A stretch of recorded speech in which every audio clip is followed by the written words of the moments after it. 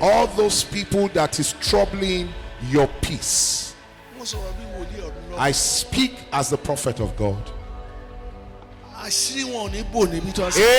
Amen.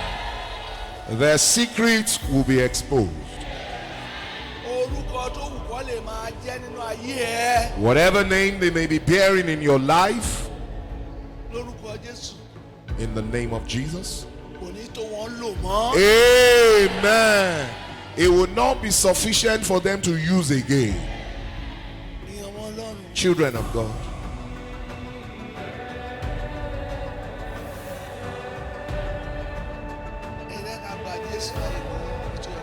let us allow Jesus his place in our life.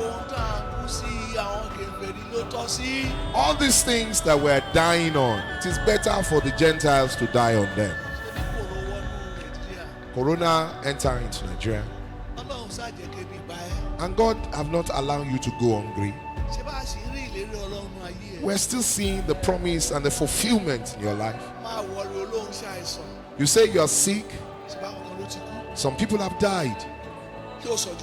Are you better than those who died? You're hungry. Some people have food, but they cannot eat the food. Are you better than those people? Children of God, any one of us that is here, which of us is qualified? I want you to raise your hand, or you should stand up. It is his mercy that he has continued to deal with us. The Bible says, all our righteousness is like a filthy rag before him, God.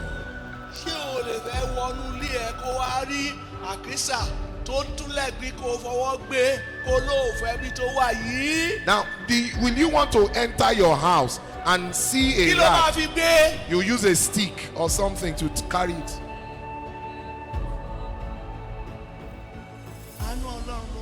It is the mercy of God. You're qualified because he made you qualified. It is the mercy of God.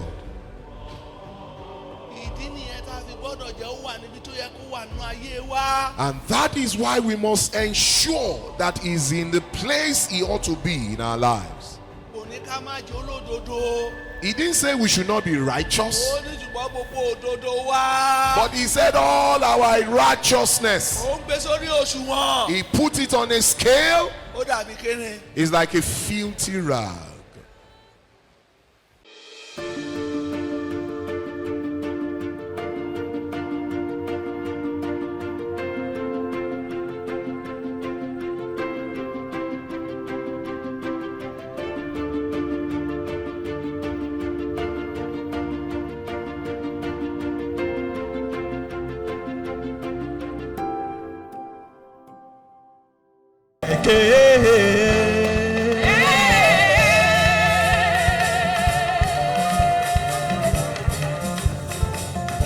I don't know about you this morning,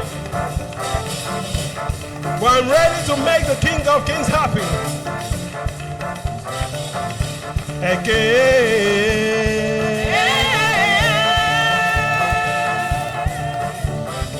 Àwa ọmọ Jésù ń bọ̀.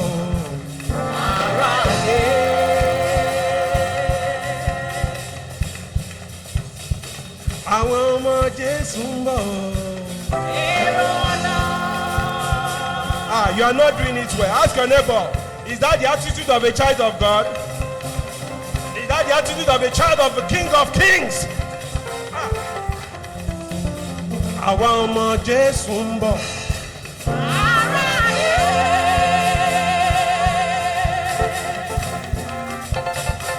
Àwa ọmọ Jésù ń bọ̀.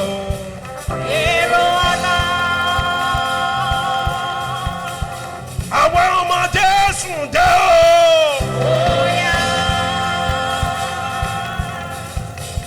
Ẹni tí gbàre kó nawọ́ sókè.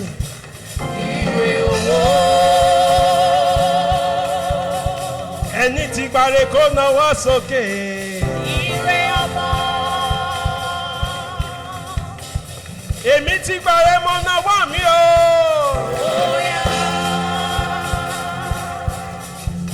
Oya. Òde ọbaládé ewúradé. Ore. Welcome him. Welcome him. Welcome the King of Kings. Welcome the King of Kings into our midst this morning. The Lord of Lords, the Ancient of Days, the I am that I am. Hey. Òde sẹ́, ó ti dé ọbaládé ewúradé. Ore. Ọbaládé ewúradé.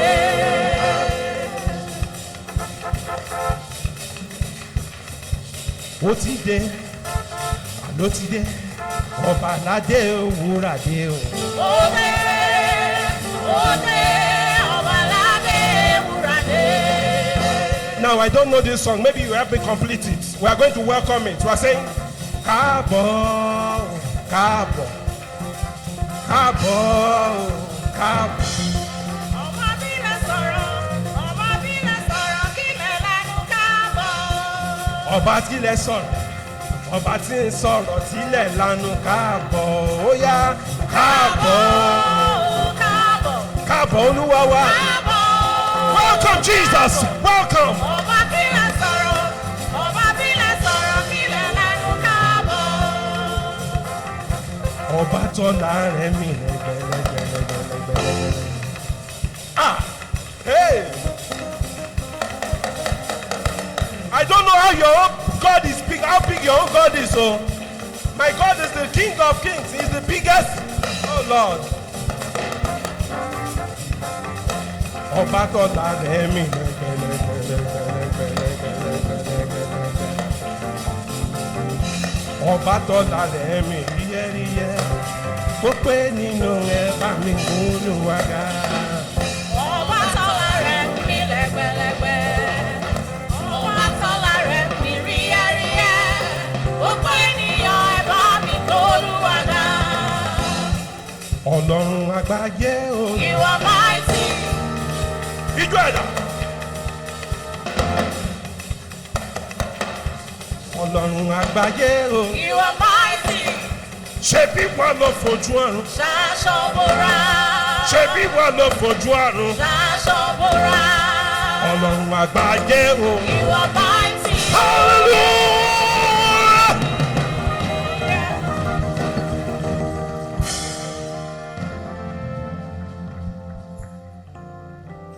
Praise the Lord. Praise the Lord. Praise the living Jesus. Are we happy? Ọba bílẹ̀ sọ̀rọ̀ kílẹ̀ lanu ó wà níbí. Kí irú àwọn tí ó fẹ́ ìgbàlà rẹ̀ kí ó máa wí nígbà gbogbo pé kí a gbé Ọlọ́run ga. Ọba ògo àlàáfíà wọn ó fẹ́ràn rẹ. Ìfẹ́ náà kì yóò dẹ́kun ó súnmọ́ ọ nítorí o ti gbẹ́bẹ̀ mi, o ti gbóhùn mi, ó ka ìwé àyà mi, ó dá mi ń dè. Hymn 100.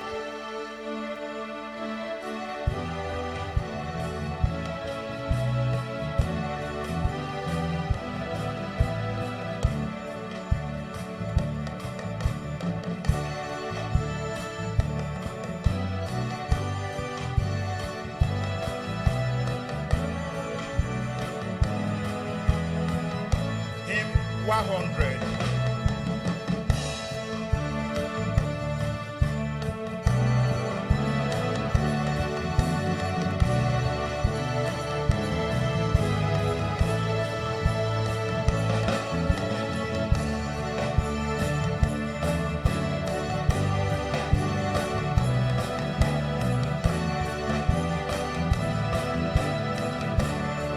Ọba ògo àlàáfíà.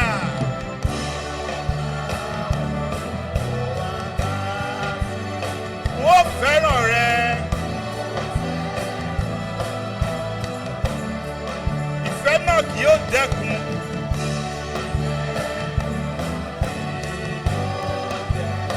Wọ́n súnmọ́.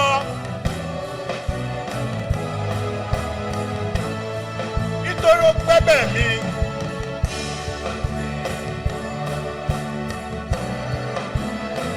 Ó ti gbóhùn mi. Ó ka ìwé àyà mi.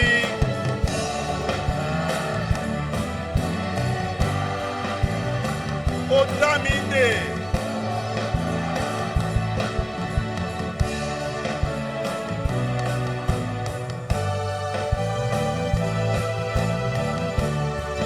Fún ìdásílẹ̀ yìí ni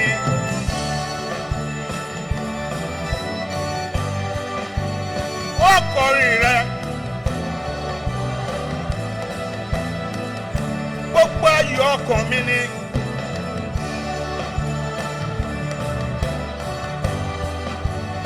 Wọ́n mú fún ọ. Gbàtẹ́sẹ̀ mi ké kíkan.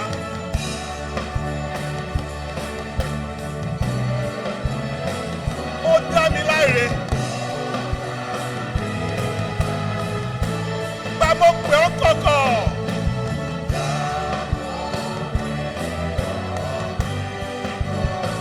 Ó gbẹ́bẹ̀ mi. Ó gbẹ́bẹ̀ mi.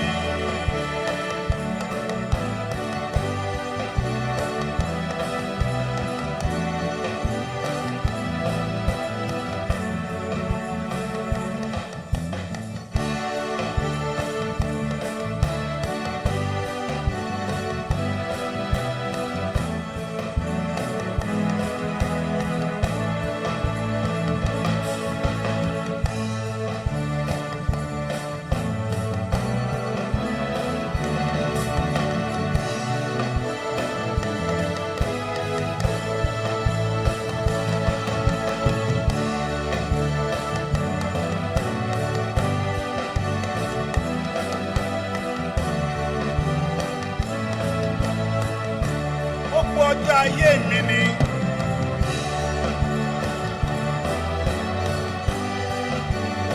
Wọ́n fi yìn ọ́. Mo lè gbé ọ̀gá nínú.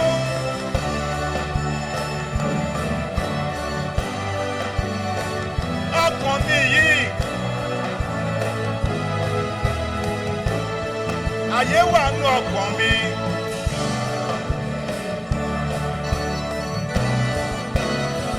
Ìwọ yóò máa gbé.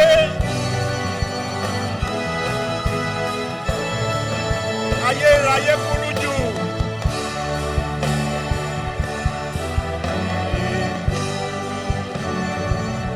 Láti yìn ọ́.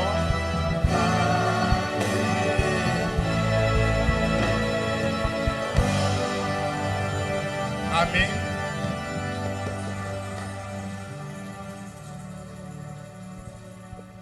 Ẹ jẹ́ ká dìde ká gbàdúrà ní orúkọ Jésù, ní orúkọ Jésù, ní orúkọ Jésù. Bàbá, ọmọ, ẹ̀mí mímọ́, a dúpẹ́ lọ́wọ́ rẹ, o tún jí wa sí mọ́lẹ̀ alààyè, o tún ṣe wá ní ìmìyàn, a wà láyé, a tún ní oore ọ̀fẹ́ láti wà níwájú wọn tó dẹ̀rùn wọn ayé rà gba ọpẹ́ wa. Ó rọ agbá yín wá, ó fún wa ní àlàáfíà pípé, ó fún wa ní ìfọkànbalẹ̀, ó jẹ́ kójú wa rí àwọn nǹkan tí ó dára, ohun rere ló yí wa ká, Olúwa òṣèlú àgbà ọpẹ́ wa.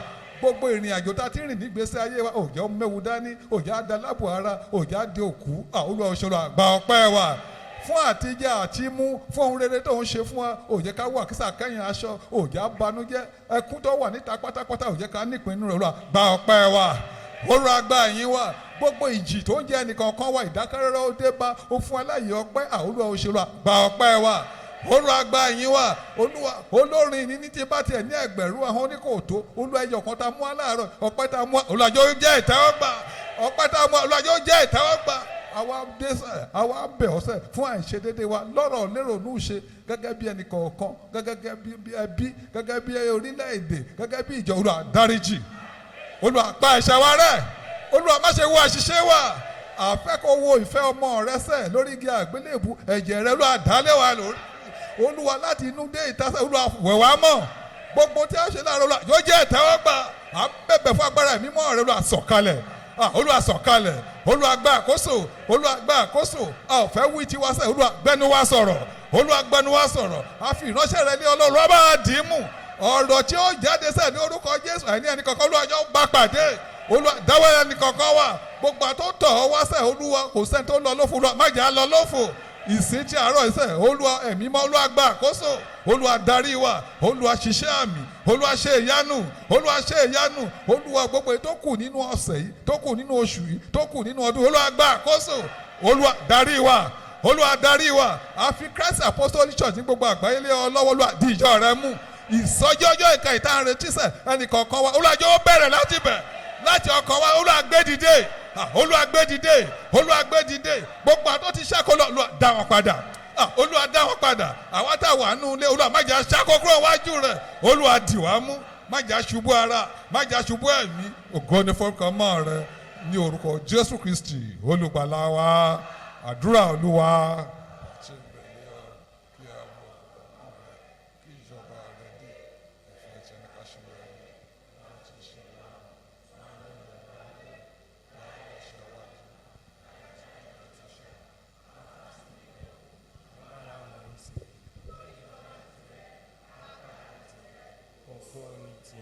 láéláé ẹ jẹ́ kí a jókòó hallelujah hallelujah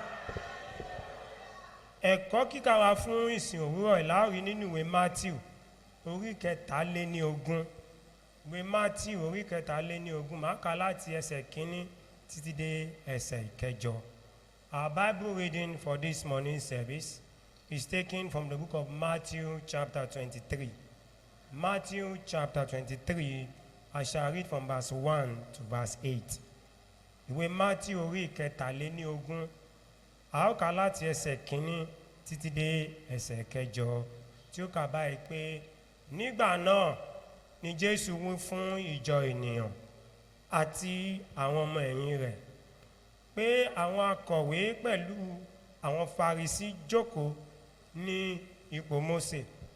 Nítorí náà ohunkóhun gbogbo tí wọ́n bá wí pé kí ẹ ṣe ẹ máa kíyèsí wọn kí ẹ sì máa ṣe wọn, ṣùgbọ́n ẹ má ṣe gẹ́gẹ́ bí ìṣe wọn, nítorí tí wọ́n á máa wí ṣùgbọ́n wọn kì í ṣe.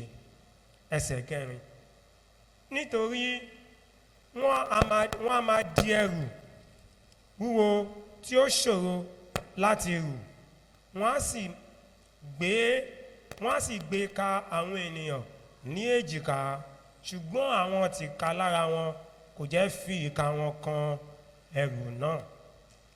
Ṣùgbọ́n gbogbo iṣẹ́ wọn ni wọ́n ṣe nítorí kí àwọn ènìyàn kí ó bá lè rí wọn. Wọ́n sọ fílákítérì wọn di gbígbòrò, wọ́n fi kún ìṣẹ́tí aṣọ wọn. Ẹsẹ̀ 6, wọ́n fẹ́ ipò ọlá níbi àsè àti ibùjókòó ọlá ní sinagogu àti ìkíni ní ọjà, àti kí àwọn ènìyàn máa pè wọ́n pé rábáì rábáì. Ẹsẹ̀ 7 tó kẹ́yìn rẹ̀, ṣùgbọ́n kí a má ṣe pe ẹ̀yin ní rábáì, nítorí pé ẹnìkan ni olùkọ́ yín, àní Kristi, ará sì ni gbogbo yín. Báyìí la parí ẹ̀kọ́ náà. Kí Olúwa kó bùkún gbígbọ́.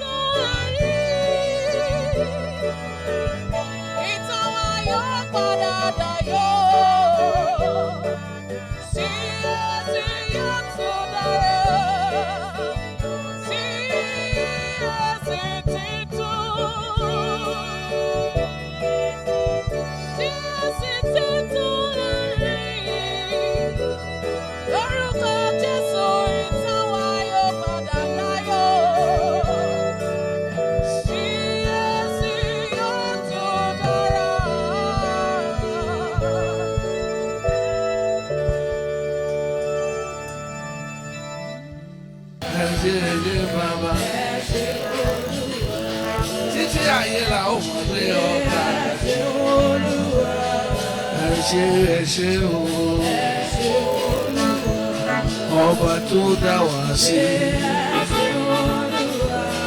ó gbójú wa lọ́wọ́ òkùnkè, ó pèsè wa lọ́wọ́ ìṣòro. Ọlọ́run ayọ̀ wá bá lọ́lá ẹ ṣé. Ọlọ́run àwọn tí èsì rẹ̀ kú. Ẹ ṣé bàbá. Ẹni bá mo lè lẹ́nu bá mi yá. Ẹ ṣé o. Ẹ má ṣe ẹ ṣé o. Ẹ ṣé o. Praise the Lord. jẹ́ ká jókòó. Ògo ni fún Ọlọ́run lókè ọ̀run. Yeah. Mo bá Ọlọ́run gbọ́ nínú ìjọ Christ Apostolic Church If God in this church, Christ Apostolic Church, pé ibi tí ó ń mú èmi àti wọ́n lọ for that place is taking you and I. tí ń ṣe ilẹ̀ ológo And that place is a land of glory. lórúkọ Jésù a ó débẹ̀. Torí ohun tó pa èmi àti wọ́n pọ̀ tó kó gbogbo àjọba ṣe pọ̀ tó yìí ní ìgbàlá ọkàn wa. Because what has brought all of us together is the salvation of our soul. Mo gbàdúrà bí ẹni tó rí rẹ̀ fẹ́ pa lórúkọ Jésù a ò ní sọ̀gbàlà nù. Amen. I pray as someone that has the grace of God that you will not lose your salvation. A ó dé ìjọba Ọlọ́run sí. Amen. And that you will get to the kingdom of God to rest. Mo dúpẹ́ pọ̀ lọ́wọ́ Ọlọ́run láàárọ̀ yìí I thank God greatly this morning fún oore ọ̀fẹ́ tí àwa ìjọ rí gbà. for the grace that we, this church, have received. Mo ti jẹ́ kẹ́ ẹ mọ ibi tí mo ti ń bọ̀. I've always made you know where I came from, Lọ́pọ̀lọpọ̀ yín ṣe mọ̀, and a lot of you know. òun náà ni mo ṣe district And that is Mushin district, tí mo lọ láàrin wọn, where I left from. tí mo lọ láàrin wọn. Moving their Okay, that I was moving amongst them. mo sì ní oore ọ̀fẹ́ láti bá ọ̀pọ̀lọpọ̀ àwọn bàbá mi ṣiṣẹ́ And I have the grace to walk with a lot of my fathers in the Lord. láti orí bàbá Bájídé, From Baba Babajide, bàbá Àkàndé Lẹ́dẹ́, Baba Konde, Lede, bàbá Ògúntókè, Baba Oguntoke, Ọbádáre. Obadari. Bó tilẹ̀ yẹ pé mi ò pẹ́ lọ́dọ̀ ẹ̀. Not minding the fact that I did not stay long with Baba Obadari, Ṣùgbọ́n mo pẹ́ ní Mushin fún odidi ọdún 14 but I was in Mushin district for 14 years. tí mò ń lọ láàrin wọn. And I was walking from one church to the other. I moved around. Ara àwọn bàbá tí mò ń bá ṣiṣẹ́ ń gbà yẹn And one of the fathers that I worked with at that time, ni wọ́n ronú kàn mí now he thought of me nígbà tí wọ́n gbọ́ nípa iṣẹ́ ìránṣẹ́ tí Ọlọ́run fi ìjọ yìí ṣe ní Christ Apostolic when he Church. heard about the ministry that God is using this church to do now in Christ Apostolic Church worldwide. Ni wọ́n pè mí. So he called me. Láti ìgbà yẹn lèmi àti wọ́n ti wá ń sọ̀rọ̀. And since then, I've been speaking to him on phone. Ọlọ́run lò wọ́n púpọ̀. God used him greatly. Àwọn tó yẹ pé iṣẹ́ ni wọ́n gbà tí kì í ṣe ipò àtowó. Now, these are the people that took up the job and they did not look for position or for money. Wọ́n fi ara ṣiṣẹ́. They used the whole of their body to work for God. Wọ́n sọ̀rọ̀ Ọlọ́run pẹ̀lú agbára. And they spoke the word of God with power. Wọ́n ru búlọ́ọ̀kì tó bá ti jẹ́ iṣẹ́ Ọlọ́run rẹ̀. And when it is the work of God, they will carry cement blocks on their heads. Wọ́n wá ní torí ọjọ́ orí wọn pé kí wọ́n lọ sinmi. And because of their age, they've been told to retire. Sì ń ṣe pé kí wọ́n lọ sinmi kí wọ́n má sọ̀rọ̀ Ọlọ́run Now, náà. for that they have retired does not mean that they cannot still preach the gospel. Èmi náà ń wọ ọ̀nà tó yẹ pé àkókò náà yóò dé tó yẹ pé mi ò ní máa ṣe sà àbí kí n máa bá wọn dupò ní ìjọ Apostolic Christ. I'm also looking forward to that time when I will not have to say sir to anyone or struggle for any position in the church. Irú àná sì mo wà nìbàdàn Yesterday, for instance, I was in Ibadan. nígbà tó ń ṣe induction president tuntun. When they were doing the induction of our new president.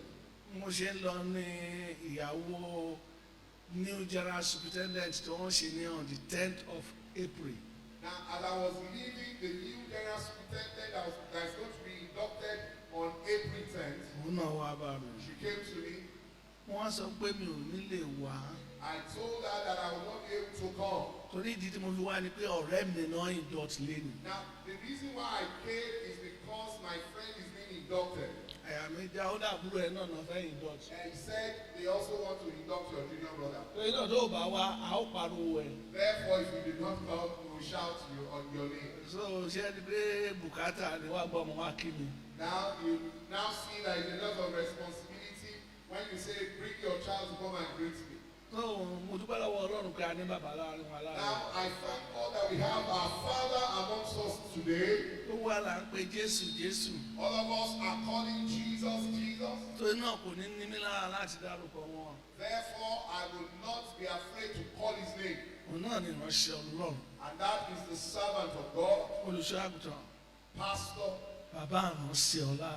Baba Aransiola. yóò sọ̀rọ̀ náà ní ṣókè fún mi. He's going to speak to us, speak the word of God this morning.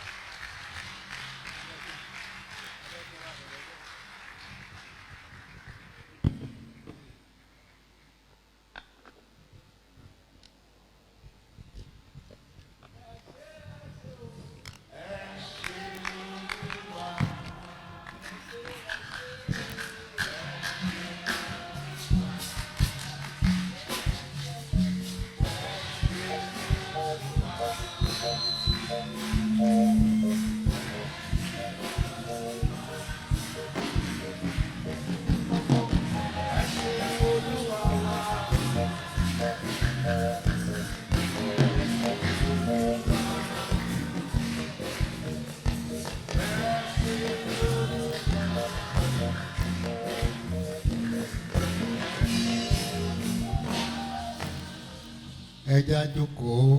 Let us be seated. Hallelujah. Hallelujah. Èyí ni ìgbà kejì tí màá dé bí. Now this is the second time that I will come here. Ìgbà tó ọ̀gá mi tó kù ní fakọ̀ tó wá síbí láti dájọ́ yìí. When my boss left Ifako to come and start up this church, Èmi náà mo wà ní CAC alábàárọ̀ tó di sóò. I was at Alaba Oro then that became a zone, Mo wá wá bí lẹ́ẹ̀kan and I came here once. kó tó di pé àwọn aláṣẹ lé wa kúrò lẹ́kọ̀ọ́.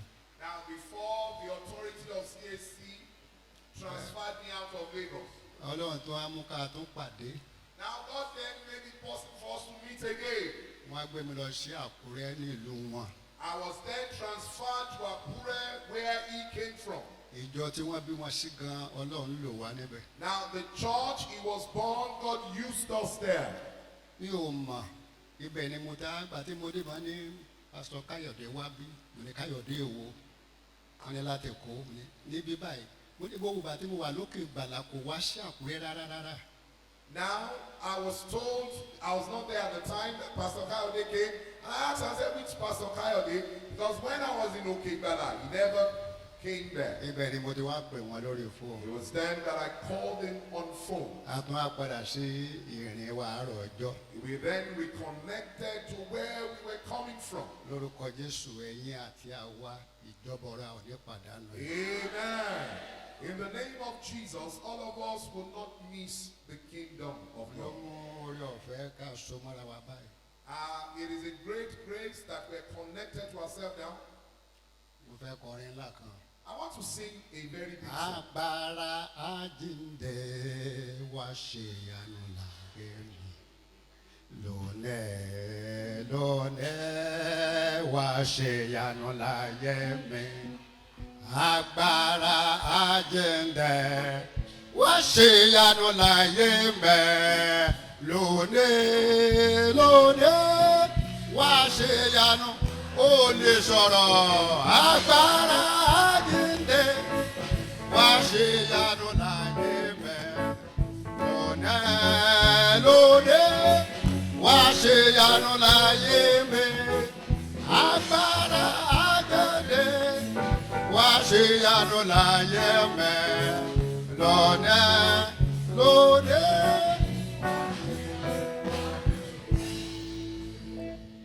Olórí ìjọ tọrọ láyà láwọ̀ láẹ̀fún kí ó tó dé ìjọ táyé yóò máa kọrin bí tọ́.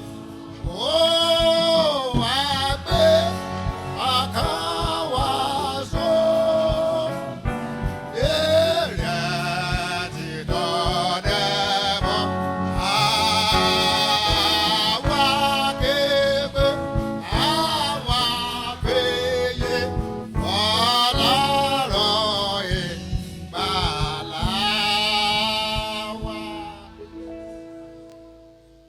ká jókòó. Let us be seated.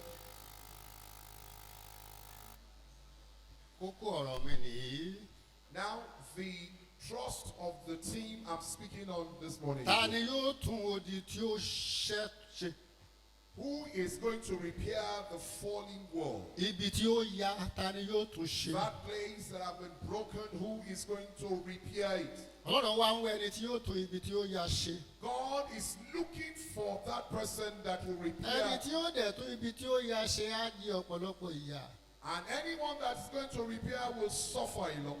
Ibi tí Ọlọ́run ń wá, Where God is looking for. ó dùn wá púpọ̀ lónìí pé Unfortunately a today, ṣẹ̀ṣẹ̀ ń rí àwọn tí ó lè tóbi tí ó ya ṣe ní CAC. we are beginning to see those that can repair that place that has been torn down. Ọlọ́run ṣe ń wá ẹnìkan tí ó tún ibi tí ó ya ṣe nínú ayé ẹnìkọ̀ọ̀kan wa. And God is looking for someone that will repair that torn place in everyone's Tí life. Ọlọ́run kó lè dárí àṣìṣe wa jì wá. So that God can forgive us. Ìwé wòlíì Èsíkẹ́ The book of Ezekiel, orí kejìlélógún. chapter 18. Orí kejìlélógún. Okay, chapter 22, sorry. Ẹsẹ̀ 30-31. Verse 31. Let somebody read it for me. 30-31. 22-30-31. Èmi ṣì ń wá ẹnìkan láàrin wọn tí ìbá dìde láti tó odi náà mọ́.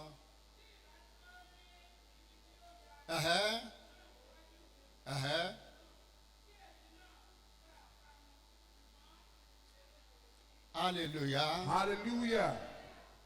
Bàbá Káyọ̀dé Ọmọnìyí. Ọlọ́run rí ọ bí ẹni tí a lò láti tún tó bàjẹ́ ṣe ní ṣeéṣe. God has seen you as someone that can be used to repair. Tọ́ ọba ti wá wẹ̀yìn, If you look back, ó pè é níwájú Ọlọ́run. you would, Ó jẹ̀bi you be condemned. okay, in front you'll be of God. condemned before God. Ṣùgbọ́n tí Ọlọ́run sọ fún ọ ni pé fún àtúnṣe ṣeéṣe la fi dá ọ sí. But God is telling you that you were left alive. Agbára àtọ̀rọ̀ tó fi ṣe Olúwa yóò fi fún ọ. Amen. The power with which you will do it, God will give. Ọlọ́run wá ẹnìkan God is looking for someone tí ó lè tún ibi tí ó bàjẹ́ ṣe. that will be able to repair where has Má been. gbàgbé Ọlọ́run wọ́ bí ẹni tí ó tún ìdílé ẹ ṣe. God is looking for you as the one that is going to repair. Ọlọ́run wọ́ bí ẹni tí ó tún ìgbéyàwó tó bàjẹ́ ṣe. God is looking for you as someone that will repair. Ọlọ́run wọ́ bí ẹni tí ó lè tún ibi tó bàjẹ́ ní ìlú ṣe. God is looking for you as someone that will do Ó ní bí o bá wá rí ẹnìkan tó lè ṣàtúnṣe. He said, if you see someone that can do this repair, Wọ́n dáríjì wá. he will forgive us. Ṣéèṣì Christ's apostolic church. ìgbà tí Ísírẹ́lì wà tí wọ́n ṣìṣe sí Ọlọ́run. When this thing happened and they did wrong to God, Ọlọ́run wá bínú sí wọn. God became angry at them. Ọlọ́run pé wẹ̀ bí òun bá lè rí ẹnìkan. God now said, if I can see someone, Ìhùwà tí wọ́n hù ó mú kí a wó odi Jérúsálẹ́mù. that what they were doing made that the wall of Jerusalem was broken down. Ó mú kí gbogbo Ísírẹ́lì àti Júù ká di ẹni yẹ̀yẹ́ láàrin orílẹ̀-èdè. He became Israel's and Jew became laughing stock amongst them. Ọlọ́run wá tẹnu Èsíkẹ́lì sọ pé God then spoke through bí a Ezekiel. bá lè rí ẹnìkan tó lè If we dìde, can see someone that can stand, a ó kún ọkọ̀ olóko ẹrú padà. we take them out of the land of Wọ́n slavery. padà sí ilẹ̀ ọlọ́ra They will wọn. return back to the promised land. Ìgbà tí àwọn Ísírẹ́lì wà ní Íjíbítì, When the Israelites were in Egypt, tí ìyà bẹ̀rẹ̀ sí jẹ wọ́n, they were suffering. àwọn kékeré ló débẹ̀. There were few people that Ṣùgbọ́n were there. ọ̀pọ̀ wọn ló wá jáde But a pé lot of them Ọlọ́run sọ wá di púpọ̀. God turned them to Ọlọ́run wá wọ ẹni tí ó kún wọn kúrò ní Íjíbítì. God was then looking for someone to take them out of Egypt. Pásọ Káyọ̀dé Pastor Kayode Ọmọnìyí, Omoniyi. it's your duty to use your life for the Christ apostles. Ojúṣe yín ni láti ṣe iṣẹ́ yín láti so sí èsì pọ̀. Bí Ọlọ́run wá gbé Mósè dìde fún wọn, As God rose Moses for them, ṣùgbọ́n ojú Mósè rí but Moses kó suffered tó lè kún ọ kúrò ní Íjíbítì. before he was able to take them out. Ọlọ́run rí bí ẹnìkan. God saw him as someone. Ẹ wo bí ìrìn Mósè ṣe rí láyé. Now look at the journey of Moses. Wọ́n ti wà ní oko ẹrú Bábílónì. He was in the land of Babylon. Gbàtà dẹ̀ wá wọ́n ní ọdún wọn gbé 430 years. He lived there for 430 Kí years Ọlọ́run kó tó wá pé tòun rẹ́ nìkan kó lè gbà yín ní ìyà. before God said, I now saw Bí someone. Ọlọ́run bá gbé ọ̀dì nínú ìdílé yín, If God raised you up in your Ọlọ́run bá family, gbé ọ̀dì lọ́dọ̀ ọkọ ẹ, if God takes raised you Ọlọ́run up bá in gbé ọ̀dì nílé iléeṣẹ́, if God raised di you up in your- alátúnṣe níbẹ̀. as a Ohun tó repairer, bàjẹ́ gbìyànjú láti tún ṣe. that thing Bí o that is bá lè done, ṣe é, if you òní can do it, onírè níwájú ọlọ́run. You have gains before God.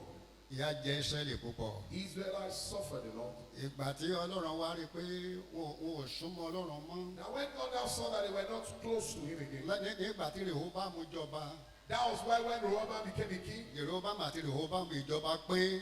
the kingdom was divided among Jeroboam and Rehoboam. Ìgbà tí ìjọba pín lórí wọn, When the kingdom was divided, orí wọn láti pín Ísírẹ́lì it wẹ́wẹ́. was on them that Israel was Orí wọn ni divided. wàhálà ti It ṣẹlẹ̀. was on them that there was a lot of trouble. Ṣùgbọ́n Ọlọ́run gbé alátúnṣe dìde. But God rose a repairer. Mo máa ń sọ fáwọn pé ìjọ Ọlọ́run kì í bàjẹ́. I normally tell people that the church Bí ẹni of tó God, wà ń bẹ̀ tó bá bàjẹ́, if the person there becomes Ọlọ́run yóò gbé alátúnṣe dìde. God will raise another Ìgbà tí repairer. àwọn ọmọ Ísírẹ́lì tán kún fún ìṣe bọ̀rìṣà, When the Israelites were tí wọ́n become kú idolites ònú ìfẹ́ Ọlọ́run, and they left the will Ọlọ́run of wá God, gbé Nebukadnesari dìde. God now raised Nebukadnesari. Nebuchadnezzar. Ọlọ́run wá pè ní ọ̀rẹ́ ẹ̀hún. God now told him Gbogbo àwọn ọmọ Ísírẹ́lì pátápátá tí wọ́n kú ní ìlànà Ọlọ́run pé that all the children yóò kó wọn of lọ Israel, sí oko olú he would Bábílónì. take them into slavery in Babylon. Ìyà ni wọ́n bẹ̀rẹ̀ sí jẹ. And they started to suffer. Tí Ọlọ́run wá ń ti ẹnu ìsìnkẹ́ ìsọsí. And God now spoke through Bí a bá lè rí ẹnìkan tó lè ṣàtúnṣe, if we can see tó someone mú that ọkọ òun ní ìbọ̀rìṣà, and can take them out tó of mú ọkọ òun idolatry, wẹ̀ ẹ̀ṣẹ̀, and can take them out of Ọlọ́run sin, yóò dáríjì wọ́n. God will forgive them. Àwọn nǹkan wọ̀nyí lọ́lọ́run bèè lọ́wọ́ wa. These are the things God has Tí Ọlọ́run fẹ́ kí ẹnì kọ̀ọ̀kan kí a jẹ́ wants alátúnṣe. all of us to do. Mi ò mọ̀ pé màá bá yín sọ̀rọ̀ Ọlọ́run lónìí. I did not know that I was going to speak to Bẹ́ẹ̀ni pé you. kí nǹkan dọ́dọ̀ ọ̀gá mi kó lè jáde ká tẹ̀lé lọ. Now I just thought I would get here and he would just come out and I Ipò follow. tó wà That position that láàrin ẹbí yín. in your family, Ọlọ́run gbé ọ débi alátúnṣe ni. God rose you up as a Ohun repairer. tó ti bàjẹ́, What has been Ọlọ́run pé bí spoken, ẹni tí ó lè tún ṣe ni. God has raised you Ìgbà up tí ọba as- ṣe àwọn nǹkan wọ̀nyí, Now when the king did all of this, torí pé ìwà ti Ísírẹ́lì hù, because of what the Israelites have done, àwo orí Jerusalemu. they were unable to fix. Ẹ̀dá wo àwọn ọba ìkíní orí kẹsàn-án. Now let us look at the book 1 King chapter 9. Àwọn ọba ìkíní orí kẹsàn-án ẹsẹ̀ The book keje of 1 King chapter 9 verse sí 7. ẹsẹ̀ keje sí ẹsẹ̀ kẹsàn-án. Verse 7 to 9. Ẹ gbọ́ sà, Ọlọ́run ló kí ọ kúrò nílẹ̀. Kí ni wọ́n ṣe tó fi fẹ́ kún ọ kúrò nílẹ̀? Kàrí ọ̀hún.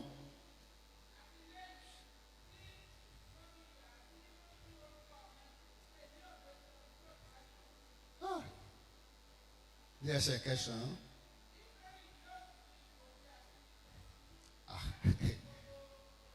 Ẹ gbọ́ sà, Ọlọ́run pé Ísírẹ́lì wọn ó dẹni àmúṣẹ̀ṣe láàrin gbogbo ilé-èdè.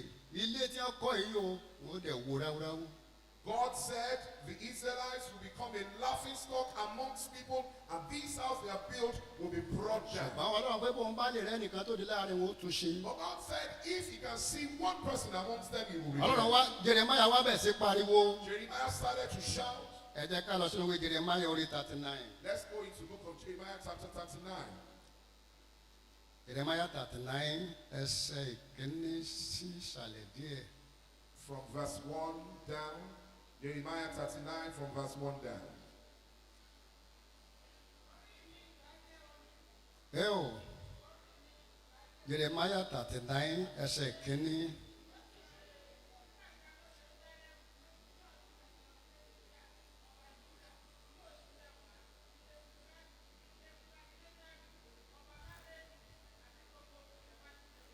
Ẹ̀hẹ́n.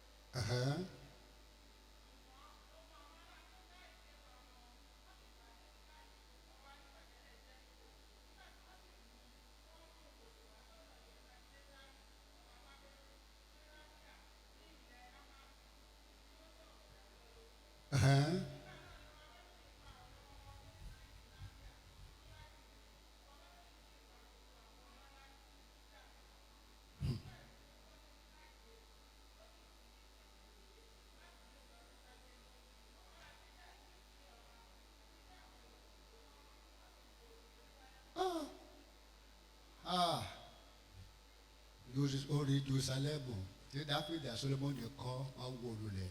They brought down the wall that David and Solomon had built. Ẹ kàdé lẹ̀ 9.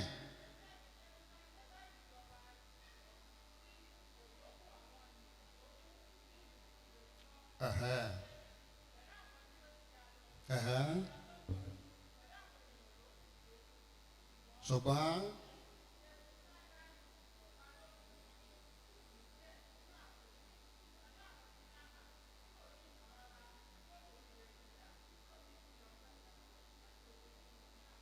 hallelujah. Hallelujah.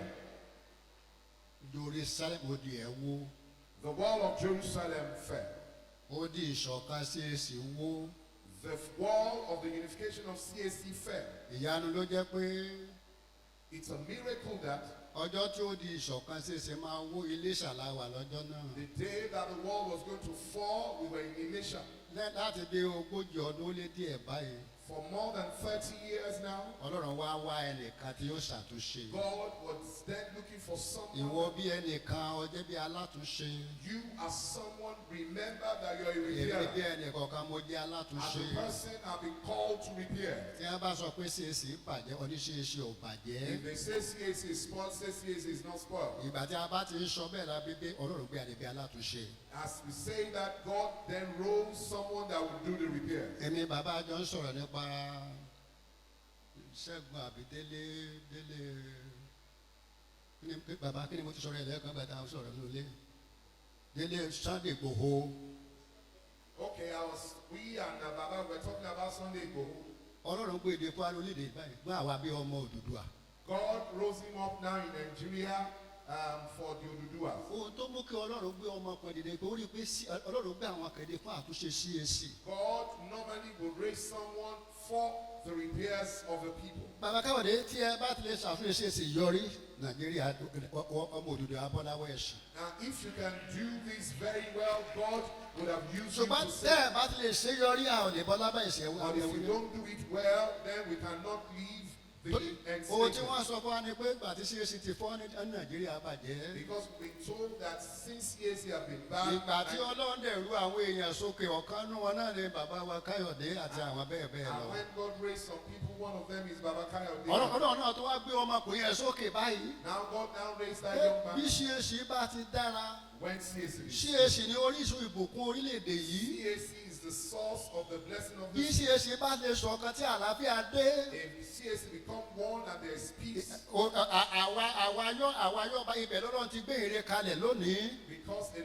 gospel Tí Ọlọ́run started, gbé àkọ́sùn babalá dìde. and Apostle Babala Tó was sọ pé raised, Ọlọ́run gbé Awólọ́wọ̀ dìde. and God said, Ó he gbé rose tàwọn up, Awólọ́wọ̀ dìde fún àti àsíkì fún iṣẹ́ orílẹ̀-èdè yìí. God rose all the great men. Ṣùgbọ́n àkókò wa tó bí ẹni pé aláti bọ́ lọ́wọ́ amúnisìn. But it's a time for us to leave. Bí Ọlọ́run bá bò ń wẹ́ nìkan láti mú Ísírẹ́lì nípa ti ẹ̀mí kúrò lọ́wọ́ amúnisìn. If God is looking for someone to take people Bẹ́ẹ̀ out, náà ni Ọlọ́run ń fẹ́ ẹni tí ó mú ìjọ CAC kúrò láwọ́ amúnisìn Sátánì èdè àìyedè. God is looking for someone that will take Láti mú ìdílé kọ̀ọ̀kan kúrò lọ́wọ́ amúnisìn Sátánì. from each family, from the Láti tún ayé wa ṣe ká lè di òmìnira. repair our lives so that we can. Iṣẹ́ yìí jẹ́ iṣẹ́ pàtàkì tí Ọlọ́run gbé láti ṣe. This work is a great work that we need to do. Mo fẹ́ kó o padà sí ọba kejì. I want you to go to 2 Kings, Ọba ìkejì 2 Kings, orí ìkẹrìnlá ẹsẹ̀ 13 and 14. chapter 14. 13 and 14. Ọba ìkejì orí ìkẹrìnlá ẹsẹ̀ 13 and 14. Jòhásì ọba Ísírẹ́lì sì mú un. Ẹ̀hẹ́. Ẹ̀hẹ́. Ẹ̀hẹ́. Ẹ̀hẹ́. Ẹ̀hẹ́.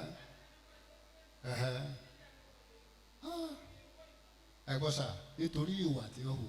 Because of their behavior. Ohun tó mú kéde èdè ó ṣe ṣe náà ni pé nítorí àwọn ìwà tá a hù. Now, what is happening right now is because of the things we have done. Lọ́lọ́run wá jẹ́ pé òun wẹ́ nìkan tí ó lè ṣe é. God now said he's looking for someone that will do the work. Ẹ rí i pé ẹkún Jeremáyà ó bẹ̀ sí sọkún. If you remember the lamentation of bẹ̀rẹ̀ sí Jeremiah, lórí Jeremiah started to cry lórí pé Jerusalem wó. because the wall of bẹ́ẹ̀ Jerusalem náà a rí àwọn ẹ̀ka tó lọ ń pè ní ṣeéṣe báyìí tí wọ́n sọkún in such manner God has lórí made some- àtúnṣe kí orílẹ̀-èdè ó lè they dáa. are crying for the unification ìwọ of náà ajá kan nù wọn o. you are one of èmi them náà ajá kan nù wọn I am one o. of them láti ṣàtúnṣe orílẹ̀-èdè yìí. to do the repairs of ọ̀pọ̀lọpọ̀ àwọn oníwàásù lájẹ́ tó gbọ́dọ̀ dìde láti ṣe àtúnṣe orílẹ̀-èdè a yìí. lot of preachers must tí a rise bá right now nínú gbogbo ìjọ tó bẹ láyé lónìí orílẹ̀-èdè yìí. in all the churches in the world right ó now. di ìṣọ̀kan wó. The wall of unification has been brought ó down. di ìfẹ́ wó. The wall of a ò love. tí ì rí oníwàásù kan tó dìde tó lè mú àwọn kan wọ̀nyí ṣe ṣọ̀kan papọ̀. We have not seen a preacher that can bring people together. ṣùgbọ́n ọlọ́run níbí yìí God said here, ó rí ẹnìkan. He saw someone. Jeremiah sọkún. Jeremiah, ìgbà tí ayé bàjẹ́ when the world tí was ọlọ́run bínú sí ayé and God was ọlọ́run wá angry, wọ ẹnìkan tí yóò ràn án. God was looking for someone that will use. bíbélì wípé The Bible ọlọ́run says fi ààrẹ tó bẹ̀ gẹ́ God loves ó the wá person. rán ọmọ bíbí He ó ka sent ẹ̀yà His rẹ̀ only begotten láti Son ṣàtúnṣe ayé to do kí the ayé má work kí ayé má bàa parun so that the kí world ayé má bàa ṣègbé so that the world nínú can àtúnṣe pray. yẹn ló kàn mí ló kàn ọ́ lónìí. It is in that repairs that we are all joined together. kí lójúṣe ẹ nínú ìjọ What is your responsibility in the kí church? lójúṣe ẹ nínú ẹgbẹ́ tó What wà is your responsibility in the ìjẹ́ wa dúró bí alátúnṣe nínú Are you ẹgbẹ́ tó wà standing as a repairer in the meeting? ìjẹ́ wa dúró bí alátúnṣe nínú bí ìránṣẹ́ ọlọ́run lórí ìjọ As a pastor, are you standing ìjẹ́ wa as a dúró bí repairer? alátúnṣe orílẹ̀-èdè. Are you standing as a repairer of the nation? ẹgbẹ́ ẹ̀kún Jeremiah Listen to the books of Lamentation. wọ́n bí Jeremiah ti ń sọkún Look at how Jeremiah was crying. orí ìkejì Chapter 2, ẹsẹ̀ karùn-ún sí keje verse 5 to 7. ẹ̀kún Jeremiah The Lamentations of Jeremiah. orí ìkejì ẹsẹ̀ karùn-ún sí Chapter keje. 2 from verse. ẹ o ẹgbẹ́ èdè ẹgbọ́ bí Jeremiah ti ń sọkún bàbá má gbàgbé o èṣù ti gbé sí èsì mi Jeremiah bẹ̀ sí sọkún Jeremiah started to cry. káyọ̀ ó gbé gbogbo ààfin Jónà ó gbé mi ẹ o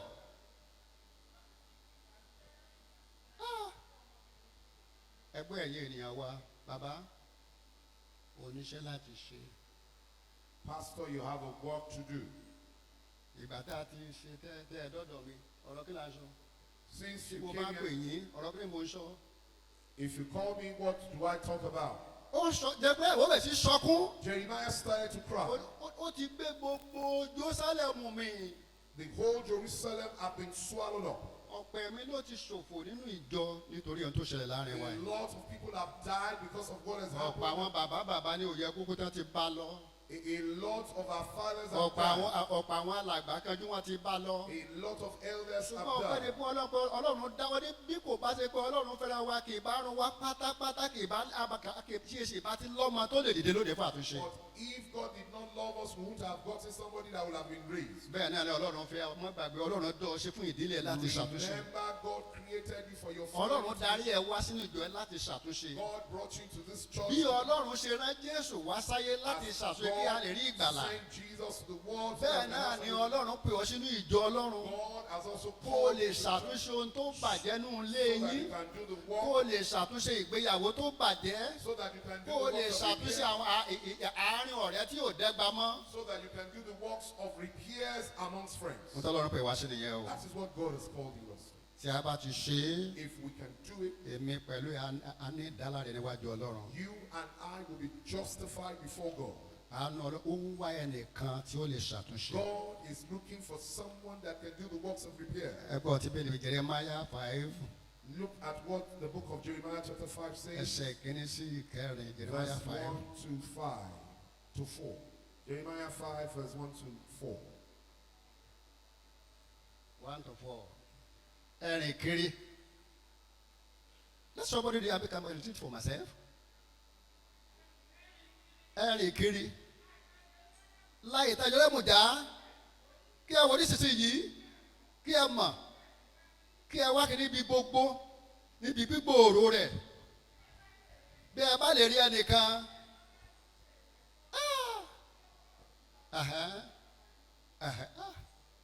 kí lọ́lọ́run ló ṣe. Ọlọ́run yóò ṣe Ẹ́? ìdájọ́. ẹ ká lẹ́sẹ̀ kárí mọ́.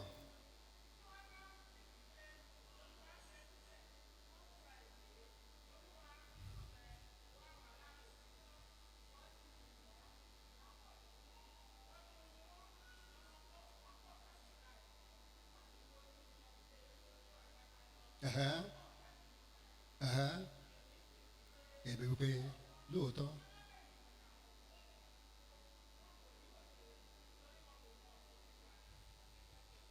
hallelujah Hallelujah. Ọlọ́run rìn kiri ó rìn dọ́dọ̀ Káyọ̀dé. God is walking through and through, and He came Gbogbo to ẹ̀yin ìránṣẹ́ Ọlọ́run rìn kiri dọ́dọ̀ yín láti ṣàtúnṣe ìjọ Ọlọ́run you, lónìí. men of God. God is going about Láti as come ṣàtúnṣe nínú ilé yín. so that you can do repairs at home, Láti ṣàtúnṣe lórí ọmọ tó tara ẹ̀ jáde. so that you can do repairs under your Kí child, wọ́n lè mọ ìfẹ́ Ọlọ́run. so that they can know the will of God. Ẹ̀rí gbogbo Jerúsálẹ́mù kiri. He said, go through the Ẹ bá whole. rí ẹnìkan nú wọn tó lè dìde. If you can get someone that can be raised, Ọlọ́run kò dáríjì wá. God will forgive us. Iṣẹ́ yìí ni Jésù ṣe o. That was the work Ó Jesus, rìn kiri gbogbo walked around. orílẹ̀-èdè àwọn aláwọ̀ fún bí òtílẹ̀ délé Áfíríkà. even if he did not come to Ṣùgbọ́n Africa, àwọn òyìnbó gbẹ̀ wọ́n wá sí orílẹ̀-èdè wa, a pa wọ́n nítorí ẹ̀sìn ìbọ̀rìṣà wa nígbà náà. but the white men came and they were killed. at the Ọlọ́run ṣe time. á gbé ìjọ Anglican ìjọ Methodist ó ti wà láyé ṣùgbọ́n síbẹ̀ àtẹ̀bọ̀ àti bólé wọ́n ṣe pọ̀ nígbà náà. Now, at that time, we had Anglican and other churches, but they were still worshiping idols. Ọlọ́run wá gbé Babalọ́lá dìde. Then God called Babalola. Gbogbo ajínrere gbà ní èmi ní mísẹ́rì pé olúlu ṣọ́ọ̀ṣì tán sọ orúkọ lónìí gbogbo wọn ló jẹ́ ọmọ tó di lábẹ́ àkóso ìhìnrere Babalọ́lá. Now, whatever church you call today, they have one time had a part in Fún Babalola àtúnṣe ńlá for a kí great ikú repair, Jésù kó má bàa já sásán. so that the death of Jesus will Ẹ̀yin not be ènìyàn Ọlọ́run. children of God. Kí ni Ọlọ́run darí ẹ̀ wá sínú ìjọ yìí fún? Now, what is the reason why God have directed you Ó to this darí church? ẹ̀ wá láti dìde bí He has ẹnìkan directed you tó to lè be jèrè ọkàn fún for Ọlọ́run. someone that will win souls Bí for God, ẹnìkan as tó someone lè mú èèyàn tọ́lọ́run wá. that can bring Ìgbà the, ìdí tá a fi kọ́sọ̀ ni pé tá a bá débẹ̀ ká kọ́ wa lẹ́kọ̀ọ́ kí òye yé wa ká lè lọ ìjọba Ọlọ́run. and the reason the church was established is that we'll be taught the word of God. So Ìdí nìyẹn that, tí ìjọ fi pọ̀ láyé lónìí. that's why there's a lot Tí of Ọlọ́run rí churches, ẹnìkọ̀ọ̀kan láti kọ́ àwọn èèyàn kí òye ìgbàgbọ́ lè yé wọn kí a lè jókòó ìjọba and Ọlọ́run. God is looking for someone that He will use. Iṣẹ́ mẹ́mẹ́ láti ṣe o. There's a lot of work to be done, Ìgbà tí a bá dẹ̀ ṣe é, and if we can do it, a ní èrè níwájú Ọlọ́run. we'll have gain before Tí a God. bá ń ṣe é, If we do it, a ó bá ṣòro pàdé o.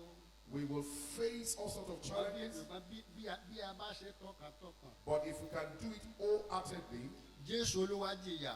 Jesus suffered.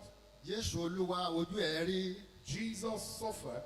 Ṣùgbọ́n nígbà tí Jésù wá kú, But when Jesus eventually died, ó kọ́ wa lẹ́kọ̀ọ́ ńlá kan He púpọ̀. taught us a great lesson. Ibi ọba ń ṣàtúnṣe, That when you're doing bí o bá repairs, bá ṣòro pàdé, you will meet bí o challenges. bá bá kùkù pàdé, If you meet tí challenges, o bá forí tì í, but if you can endure, o ní èrè ńlá láti gbà you ìwájú have Ọlọ́run. great gain. Mo ka Bíbélì, mo wá rí ibì kan, mo wá ro lórí iṣẹ́ tí Jésù ṣe láyé. Now I read my Bible and I saw the great work Jesus did here on earth Nígbà tó jí dìde, when He was raised from the dead. Luke 24, Luke chapter 24. Luke 24, ẹsẹ̀ 41 to 43. Luke chapter 24 from verse 41 to 43.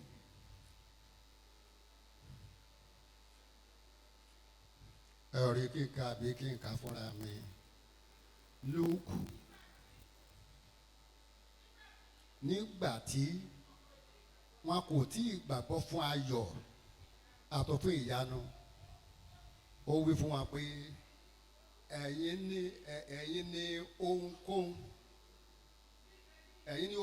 jíjẹ níhìn, wọn fún ní ẹja bíbù. Hallelujah. Hallelujah.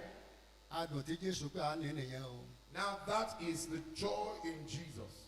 Pé àwa ẹja tí a bá rí pátá lórí gbàgbọ́. We, the fish that are killed and became Christians, Jésù jẹ ẹja Jesus ate fish lẹ́yìn àjíǹde rẹ̀. after His Tó resurrection. tẹ̀lé náà ní oyin. And what came out of it is one. Bíbélì sọ fún wa wípé The Bible says, nínú alágbára ni adùn wà.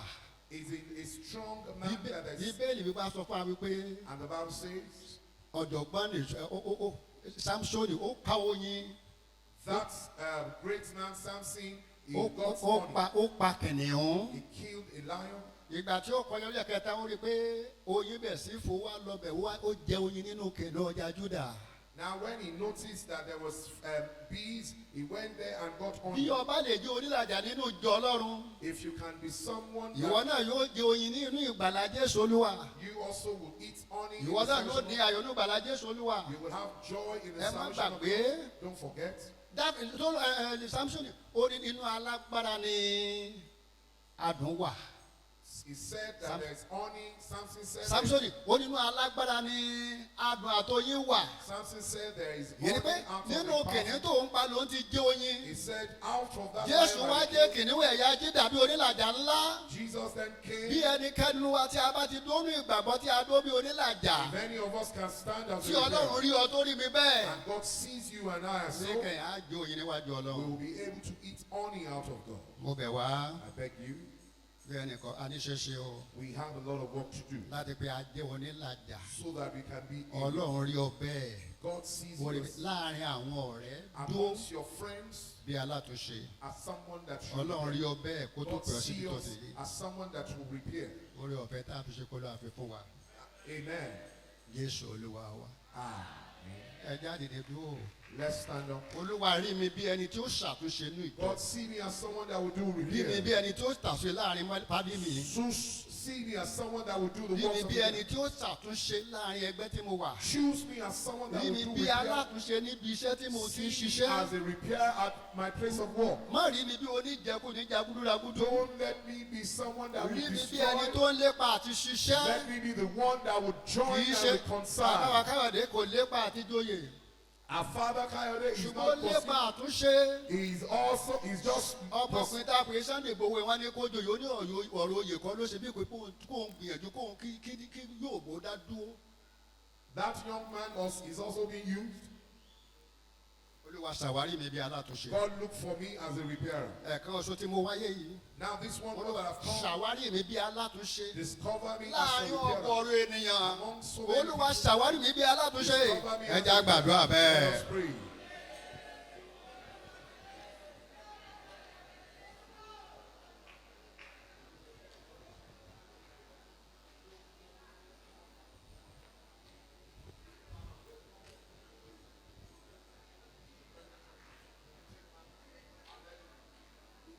yan ipa rere yìí olúwa God, ṣe mí bí alátúnṣe choose me as a repairer. fún mi nípò ẹni tí ń fẹ́ àtúnṣe Give me the position of someone that loves to repair. torí orúkọ rẹ olúwa ṣe mí ní alátúnṣe Because of your name, make me the person that reconciles people.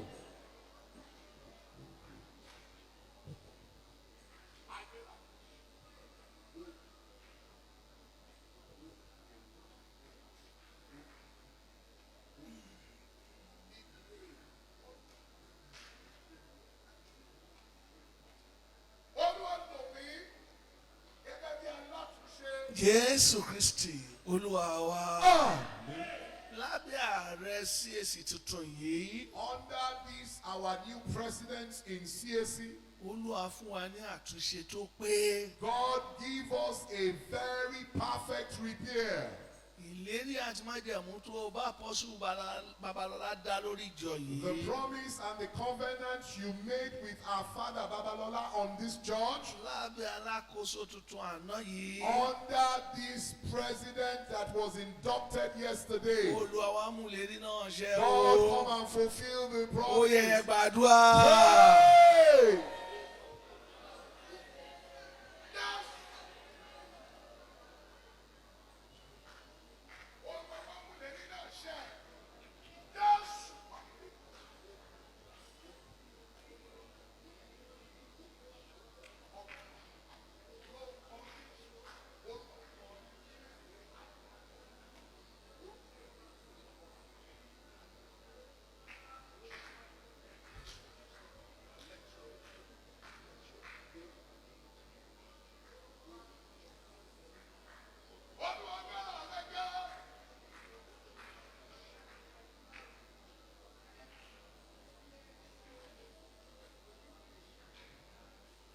jésù kristi Olúwa wa. Amen.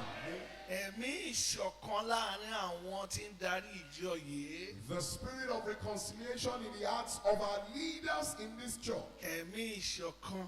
The spirit of reconciliation. Unity. Kọlọ́run wá jẹ́ kí èṣù ó bàjẹ́. That God will not allow the devil to spoil it. Wọ́n ṣọ̀kan nínú That òtítọ́. they will become one in truth. Ó yẹ jẹ́ àgbàdua. Ayérayé ẹ̀mí ìṣọ̀kan nínú ayé àwọn aṣíwájú àwọn adarí wa nínú ìjọ yìí, èṣù má ni ó bàjẹ́.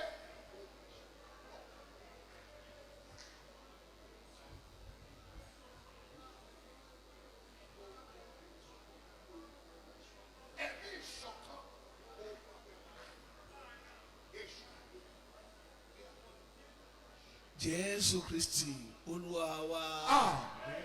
Àǹfààní tí a ní bí ìránṣẹ́ Ọlọ́run ní CAC The advantage that we have as the servants of God in CAC ní ìpè Ọlọ́run nínú ayé àwọn ìránṣẹ́ Ọlọ́run. is the call of God in the life of his servants. Dípò kan darúgbó a máa mú wọn di ọ̀dọ́ sí i. Instead of them to grow old, it will just make them younger and younger the more. Bàbá wa ẹ̀ àti ní kó lọ sí mi, ó ti rìtáyà. These our father have been told to retire. Ẹ̀dẹ̀ wo ọdún tó máa ń rìtáyà bí ti George ní 75 years wọ́n máa ní kán lọ máa sí mi. And you look at the year they are asked to retire, about 75 years. Ẹ wo bí ohùn. Look at how loud his voice is still is. Ẹ jẹ́ á gbàdúrà fún wọn. Let us pray for him, Kó má fi àìsàn lò yókù ọjọ́ that he rẹ̀. will not use sickness to spend the rest of his days. Gbogbo ohun tó ń fẹ́ àtúnṣe Everything that requires repair láti orí dé ìkànnì ẹsẹ̀ from wọn. his ear to his toes, Ọlọ́run bá wa ṣàtúnṣe ẹ̀ that God pátápátá. himself should do it in his life. Bọ́n ṣe wà ńgbà tí mo wà lọ́dọ̀ ṣogo náà wà It yìí. is the way he was in Olonshogo, that is the same way he is now. Odidi ọdún 14 ni mo fẹ́ rìn láàrin wọn bí ajínrere. I worked as a district evangelist for 11 years amongst them, Bí wọ́n ṣe wà líle. and he has always been like this. Èmi náà lè má fẹ́ dámọ̀ but èmi dá wọn mọ̀ torí pé wọn ò yí padà. He might not recognize me, but I recognize him because he has not changed. Ẹ̀gbọ́n mi owó ẹ̀yẹ kò mọ̀ mi mọ́ torí irun mi ti funfun. My senior brother Oweye did not know me again because I now have white hair on my head. Lánàá èmi mo sọ pé Káyọ̀dé ló ń bá yín jókòó tì yín. Yesterday I had to tell him that it's Kayode that is sitting beside you. Ó ní Káyọ̀dé wo? Said, which Kayode? Ibo ló ti rí irun tó funfun tó tó He lè? said, where did you get this hair that is so white? Mo lẹ́yìn náà lẹ̀ dá wàhálà lẹ̀. I said, it is you that caused the trouble. A ó gbàdúrà fún àwọn bàbá wa We're ránṣẹ́ going to ọ̀la. pray for these our fathers. Gbogbo ibi tó ń fẹ́ àlàáfíà. All the areas that they need Nínú peace ẹ̀yà ara wọn pátá. in their body. Agbára ìwòsàn láì lo oògùn. The power of healing without medicine Kó farahàn bẹ́ẹ̀. to manifest them Wọ́n fi ayọ̀ àti àlàáfíà lo ilé tó kù náà ọjọ́ ayé so wọn. that they can rejoice, spend the rest of their Ó yẹ ẹ lives. sọ di Let àdúrà. us pray for this.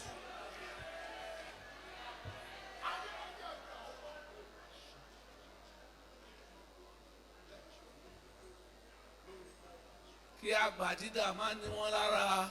So that growing old will not become trouble for them. Bàbá Ọbáfẹ́mi is 100 plus tó bá ìdí tó bá sọ̀rọ̀ báyìí. Ìwọ ló máa dẹ́tí sílẹ̀. Baba Obafemi is over 100 years. If you listen to him when he talks, you would have to listen carefully.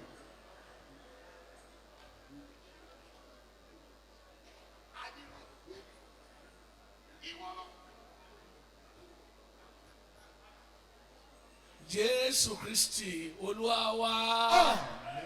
Ní ìrántí ọjọ́ táwọn bàbá wa wá síbí yìí. In remembrance of this day that our father came here, Gbogbo ohun tó jẹ́ àyẹ̀ká ń pè ní àìmánì nínú ayé wa tí èṣù òjò ọ̀rọ̀ wa lọ́rùn láti ní. all those lack that the devil have not allowed us to have in our lives, Ọmọ ni, whether it's children, àlàáfíà ni, whether it's good health, ọlá ni, whether it's wealth, àṣeyọrí ni. whether it's success. Torí pé àwọn bàbá wa yìí wá síbí Because lónìí. our father came here today, Olúwa fi ṣe ẹ̀bùn nínú God ayé come and mi. use it as a gift for us Jẹ́ today. tí bá ti rántí ọjọ́ yìí kí n máa rántí pé ọjọ́ tí mo gbàdúrà tó ṣe léyìí nìyí. As whenever I remember this Ó day, yẹ sọ di àdúrà. pray.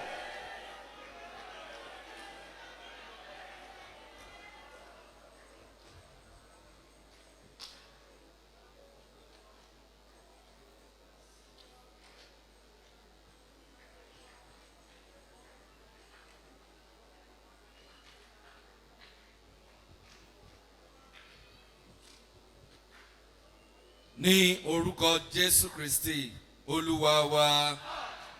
Ní orúkọ Jésù. Ní orúkọ Jésù. Ní orúkọ Jésù Olùgbàlà. Ọlọ́run a dúpẹ́ lọ́wọ́ yín lórí ayé wa, lórí ìjọ CAC, lórí gbogbo àwọn ìránṣẹ́ rẹ àti ìjọ Ọlọ́run. Fún rere tí wọ́n Ọlọ́run dáwọ́lé tó ń ṣe lọ nínú ayé wa. A dúpẹ́ fún ọ̀rọ̀ yìí tí a gbọ́ yìí, èyí tó sọ fún wa wípé kí a jẹ́ alátúnṣe níbikíbi tí a bá bára wa.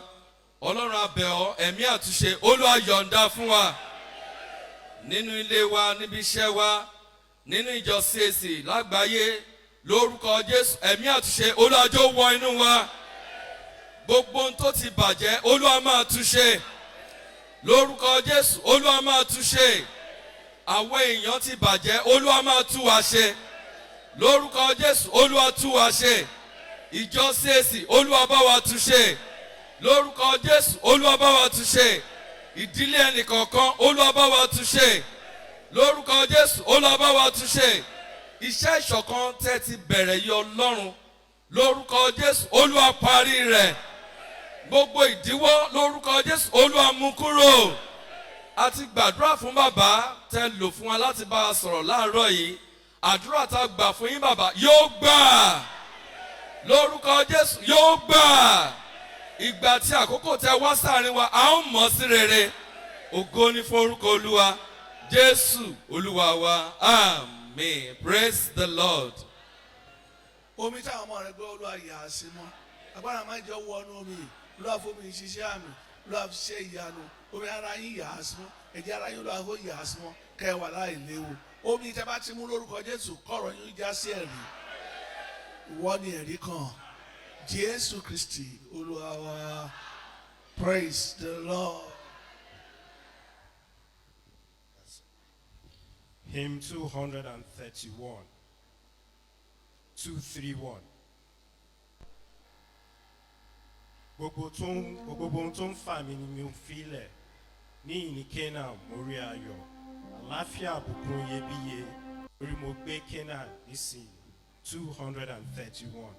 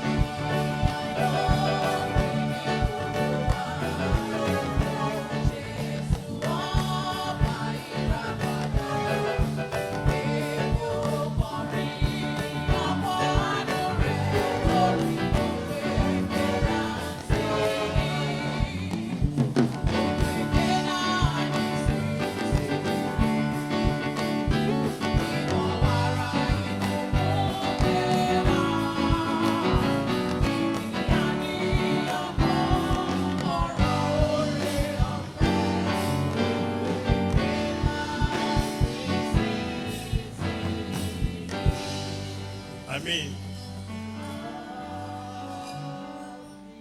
Jẹ́ kí oore ọ̀fẹ́ Jésù Kristi Olúwa wa, ìfẹ́ mímọ́ ti Ọlọ́run, dàpọ̀tẹ̀ ẹ̀mí mímọ́, kó sọ̀kalẹ̀, kó máa bá wa lọ, kó ṣáájú wa lọ́sẹ̀ yìí, kó sì jìbò wá, ọwọ́ Jésù kó wà lára wa, ọwọ́ rẹ̀ kó pa wá mọ́, ká jáde ayọ̀, ká lẹ́rìí ayọ̀, tó dàgbò lórúkọ Jésù Kristi Olúwa àti Olùgbàlà wa. Akọ́mọ̀nà wa, ìwé ọba kìíní, orí kẹjọ, ẹsẹ̀ ìkẹtàdínlọ́gọ́ta. Olúwa Ọlọ́run àná, kí ó wà pẹ̀lú wa, bí ó tu Abraham bàbá wa, kí ó má fi wá sílẹ̀, kí ó má ṣe kọ̀ wá sílẹ̀. Hallelujah méje lápapọ̀. Hallelujah, hallelujah, hallelujah, hallelujah, hallelujah, hallelujah, hallelujah. Ògo f'Olódùmarè.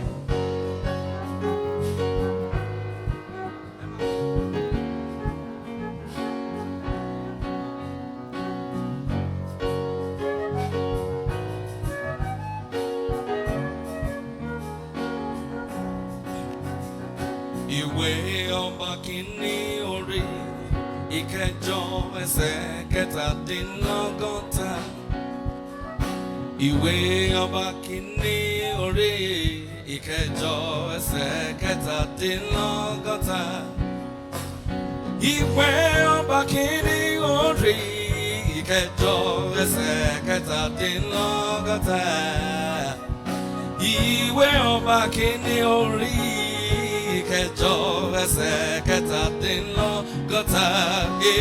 Olúwa Ọlọ́run wa kí ó wà pẹ̀lú wa bí ó ti wà pẹ̀lú àwọn bàbá wa, kí ó má fi wá sílẹ̀, kí ó má ṣe kọ̀ wá sílẹ̀. Olúwa Ọlọ́run wa kí ó wà pẹ̀lú wa bí ó ti wà pẹ̀lú àwọn bàbá wa, kí ó má fi wá sílẹ̀, kí ó má sì ṣe kọ̀ wá sílẹ̀ o. Olúwa kábíyèsí Ẹlẹ́dùmarè kí ó wà pẹ̀lú wa bí ó ti wà pẹ̀lú àwọn bàbá wa, kí ó má fi wá sílẹ̀ o, kí ó má sì ṣe kọ̀ wá sílẹ̀.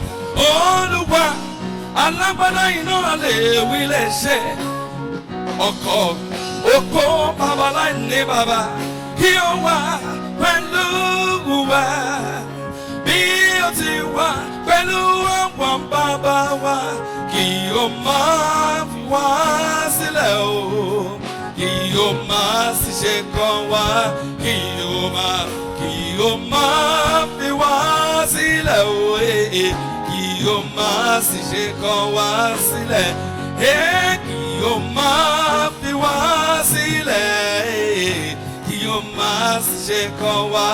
One more time, yeah. Kí ó má fi wá sílẹ̀, kí ó má fi wá sílẹ̀ o, kí ó má fi wá sílẹ̀, kí ó má kọ̀ wá sílẹ̀, kí ó má fi wá sílẹ̀, kí ó má ṣe kọ̀ wá sílẹ̀. Olúwa Ọlọ́run wa kí ó wà pẹ̀lú wa bí ó ti wà pẹ̀lú àwọn bàbá wa, kí ó má fi wá sílẹ̀, kí ó má sì ṣe kọ̀ wá sílẹ̀.